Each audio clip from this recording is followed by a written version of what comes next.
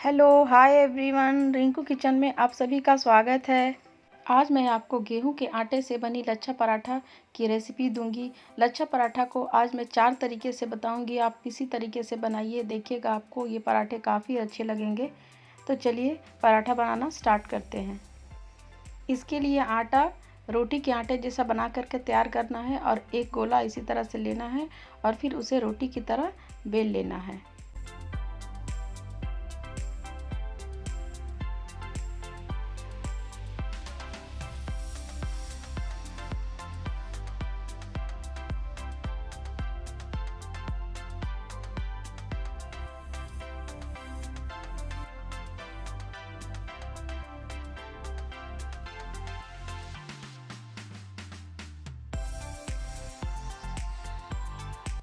अब इसी रोटी के ऊपर में थोड़ा सा तेल लगाना है। तेल या आप घी का भी इस्तेमाल कर सकते हैं और फिर उसे पूरी तरह से फैला लेना है और उसके ऊपर थोड़ा सा आटा को इसी तरह से छिड़क देना है चारों तरफ।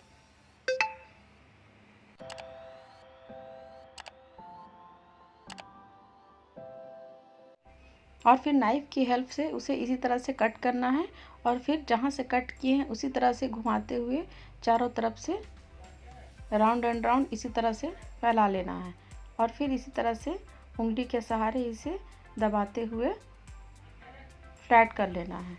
और देखिए एक गोला तैयार हो गया है और लच्छा पराठा के लिए। और फिर इसे रोटी की तरह बेल लेना है।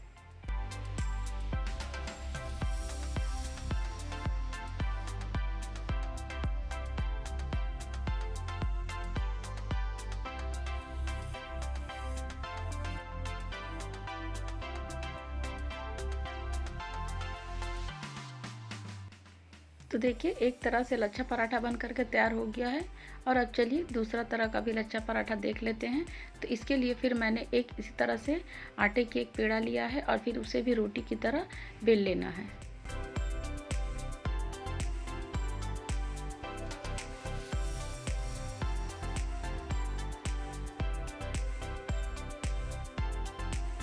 देखिए रोटी अच्छे से बिल चुका है। अब हम इसमें फिर उसी तरह से तेल लगा करके चारों तरफ से अच्छे से फैला लेंगे और फिर उसी तरह से उसमें आटा को इसी तरह से छिड़क देंगे।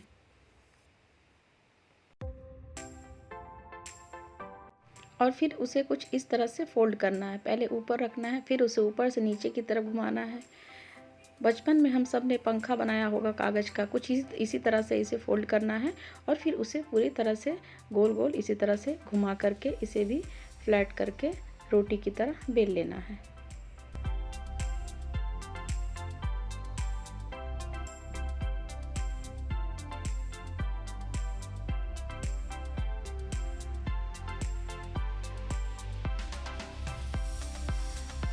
तो लीजिए दूसरे तरीके का भी पराठा बन करके तैयार हो चुका है। अब चलिए तीसरा तरीका देख लेते हैं लच्छा पराठा बनाने का। इसके लिए फिर मैंने आटे का एक गोला लिया है और फिर उसे भी रोटी की तरह बेल लिया है।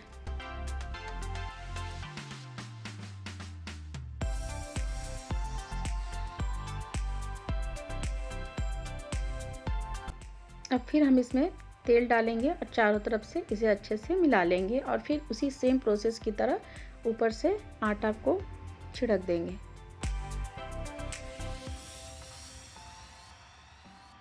और फिर इसे भी नाइफ के सहारे जैसे हम लोग निमकी काटते हैं ना, उसी तरह से इसे कट लगा देना है पूरी रोटी में।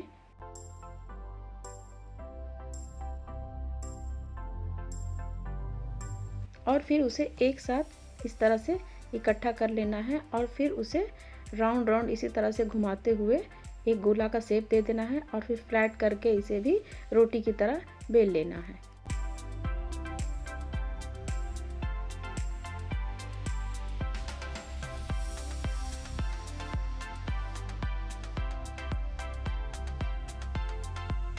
तो चलिए 3 तरह का लच्छा पराठा बन करके तैयार हो गया। अब लास्ट चौथा पराठा भी हम देख लेते हैं। इसके लिए भी सेम उसी तरह से आटे का एक गोला लेना है और उसे भी रोटी की तरह अच्छे से बेल लेना है।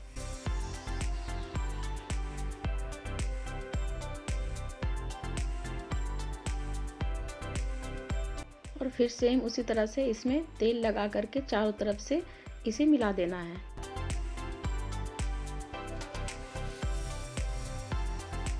और फिर उसमें आटा को इसी तरह से छिड़क करके चारों तरफ से फैला देना है।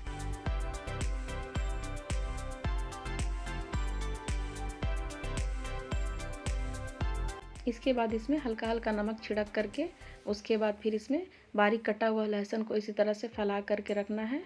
उसके बाद फिर इसमें कटा हुआ हरा मिर्च जिसे मैंने बारीक काट लिया है, आप यहाँ पर चिली फ्लेक्स का भी इस्तेमाल कर सकते हैं,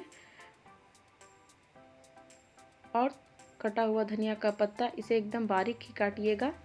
और फिर उसमें कलौंजी इसी तरह से फैला देंगे और कुछ इस तरह से दबा दें और फिर इसी तरह से फोल्ड करते हुए फ्लैट कर लेना है और बीचों बीच चाकू के सहारे इसी तरह एक कट लगाना है और फिर उसे दोनों तरफ से इस तरह से पलट देना है।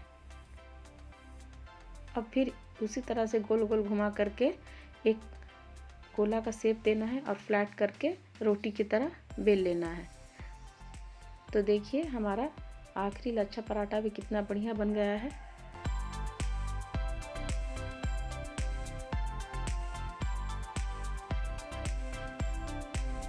तो चलिए अब हम सभी पराठों को सेक लेते हैं।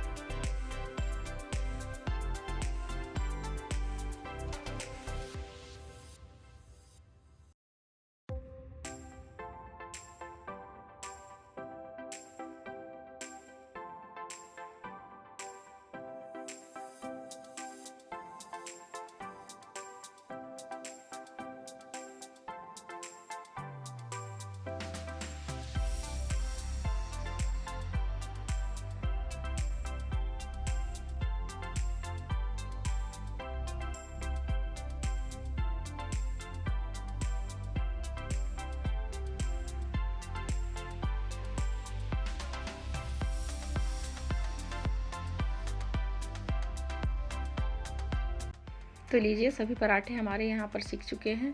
देखिए कितने बढ़िया बने थे लच्छा पराठे। एक बार आप इसे ट्राई करना।